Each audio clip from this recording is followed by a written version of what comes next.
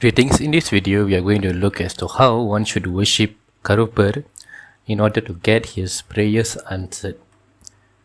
So Karuppar, as you know, is the folk form of Kala Bhairava, and he is traditionally considered to be a village god, and he stands for justice, protection, and in other words, he represents all the manifestations of Kala Bhairava. So here's one mistake most people do when they actually approach a deity like Karuppar.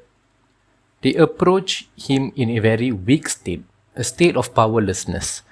Now you should know that Karuppar is strictly allergic to powerlessness. It may work with some deities, but definitely not with Karuppar.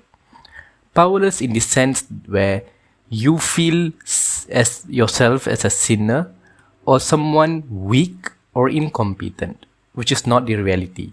You should approach Karuppar in the state of ultimate truth, where you are consciousness, you are absolute consciousness, and you are Shiva, just as everything else is Shiva. In that state of Shiva Tattva, you should approach Karuppar in a very powerful state, right? No weakness allowed. Next, you should demand Karuppar. Now it is said that you should not really beg Karuppar for your prayers to be answered, but rather you should have or feel the right to demand him. Because the right to demand only comes to you when you feel an extreme sense of oneness with a deity. So this state of oneness is a natural manifestation when you are in the state of Shiva Tattva, where you realize yourself as consciousness, as Paramashiva, and everything else, all other beings are also the state of Paramashiva. So in this state, in the state of absolute oneness, you would feel the deity as someone being very close to you, or in a higher state, as someone who is non-different from you. Or at least let's maintain it at a state where you feel extreme closeness, like an extreme bonding, like with your close friend, your closest friend, or your family member, for an example.